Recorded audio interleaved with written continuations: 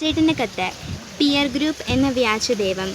പ്രിയ DCL കൂട്ടുകാരെ, ആലുവയിൽ അയൽപ്പക്കത്തുള്ള തൻ്റെ കൂട്ടുകാരുടെ വീട്ടിൽ നിന്ന് പുസ്തകം വാങ്ങാനാണ് 12 വയസ്സുകാരിയായ ആ മകൾ അമ്മയോട് ഫോൺ വാങ്ങി രാത്രി 8:30 കഴിഞ്ഞപ്പോൾ ഒറ്റയ്ക്ക് വീടിന് പുറത്തിറങ്ങിയത്.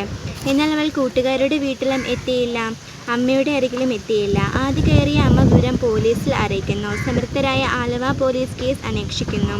കുട്ടിയുടെ കയ്യിലുള്ള അമ്മയുടെ ഫോൺ ലൊക്കേഷൻ നോക്കിയപ്പോൾ സ്ഥലം കാസർഗോഡ്. ഒറ്റയ്ക്ക് കുട്ടി ആ സമയം കൊണ്ട് കാസർഗോഡ് എത്തില്ല എന്നറിയാവുന്ന പോലീസിനോട് അമ്മ പറഞ്ഞു. കൊച്ചിന് ഇൻസ്റ്റഗ്രാം അക്കൗണ്ട് ഉണ്ട്.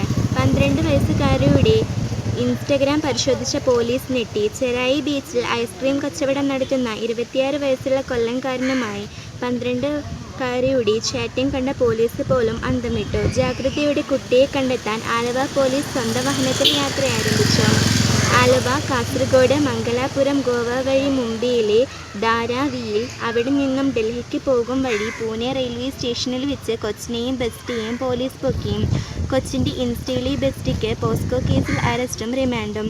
ബാലതലമുറയുടെ സുരക്ഷിതത്വത്തെപ്പറ്റി സുബോധത്തോടെ ചിന്തിക്കുന്ന പല വിദൂര രാജ്യങ്ങളും 16 വയസ്സിന് താഴെയുള്ള കുട്ടികൾക്ക് സോഷ്യൽ മീഡിയ നിരോധിച്ചു കഴിഞ്ഞു. Australia, Brazil, UK, Indonesia, Malaysia തുടങ്ങിയ രാജ്യങ്ങൾ 2025 മുതൽ കുട്ടികളുടെ ഓൺലൈൻ ഉപയോഗം, സ്ക്രീൻ ടൈം, സോഷ്യൽ മീഡിയ അക്കൗണ്ടുകൾ എന്നിവ പരിശോധിക്കുകയും നിരോധിക്കുകയും ചെയ്തു കഴിഞ്ഞു. ആ രാജ്യങ്ങളെല്ലാം ബുദ്ധിവികാസം പ്രാപിക്കാത്തവരാണോ? ശാസ്ത്രീയ പുരോഗതിയെ അംഗീകരിക്കാത്തവരാണോ? അല്ല, പുരോഗതിയുടെയും വികസനത്തിൻ്റെയും ഒന്നാം നിലയിലുള്ള രാജ്യങ്ങളാണ് കുട്ടികൾക്ക് സോഷ്യൽ മീഡിയ നിരോധിച്ചത്.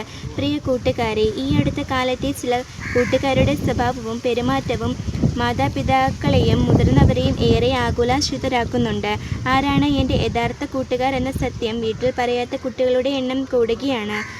പല കുട്ടികൾക്കും അവരുടെ പെരുമാറ്റത്തെയും ശീലങ്ങളെയും തീരുമാനങ്ങളെയും സ്വാധീനിക്കുന്നത് അവരുടെ മാതാപിതാക്കളല്ല, മതബോധം പകരുന്ന ധാർമ്മികതയല്ല, പകരം അവരുടെ പിയർ ഗ്രൂപ്പാണ്.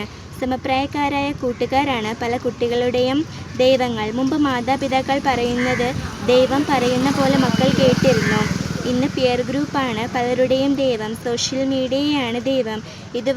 ഇതുവരെ കാണാത്ത വെറും മുഖവാക്കുകൾ മാത്രം ഇൻസ്റ്റയിൽ കുറിക്കുന്ന അജ്ഞാന സുഹൃത്താണ് ദൈവം. മക്കളെ, കൺമുൻപിൽ കാണുന്ന മാതാപിതാക്കളെയും സഹോദരങ്ങളെയും ഗുരുഭൂതരെയും അവഗണിച്ചിട്ട് മറിഞ്ഞിരിക്കുന്ന വ്യാജ സ്നേഹിതരെ വിശ്വസിച്ചാൽ മക്കൾക്ക് വഴിതെറ്റും എന്ന് തീർച്ച. ചെറുപ്പം തന്നെയാണ് മക്കളെ. ചെറുപ്പം ഒരിക്കലും വലുപ്പമാകില്ല. മാതാപിതാക്കൾ നിങ്ങൾ ആഗ്രഹിക്കുന്നത് പോലെ വളർത്തണോ, അതോ നിങ്ങളുടെ നന്മയ്ക്കായി വളർത്തണോ? അവരുടെ ജീവിത പാഠങ്ങൾക്ക് ഒരു വിലയുമില്ലേ? തഴച്ചു വളരുന്ന പല ചില്ലകളും പിഴച്ചു വളരുന്നതാണെന്ന് നല്ല കർഷകനെ അറിയാം. നല്ല കർഷകൻ ചില്ലകൾക്കനുസരിച്ചല്ല പ്രവർത്തിക്കേണ്ടത്. ഫലം കായ്ക്കാത്ത ചില്ലകൾ വെട്ടി ദൂരെ എറിയണം. അതുപോലെ മക്കളുടെ പല ചീത്ത ശീലങ്ങളും ഉപേക്ഷിക്കാൻ മാതാപിതാക്കൾ പറയുമ്പോൾ മക്കൾ അവ ഉപേക്ഷിക്കണം. അല്ലാതെ പലപ്പോഴും പിയർ ഗ്രൂപ്പിൻ്റെ കയ്യടി നോക്കി കുടുംബത്തെ മറക്കുന്നവർ വ്യാജന്മാരുടെ പിന്നാലെ പോയി നിത്യമായ ചതിക്കുഴിയിൽ നിപതിക്കും. കൂട്ടുകാർക്ക് ശരിയായ വഴിയിൽ വളരാനും കുടുംബത്തിൻ്റെ ഐശ്വര്യമാകാനും ഇടവരട്ടെ. സ്നേഹാശംസകളോടെ സ്വന്തം കൊച്ചേട്ടൻ. Thank you.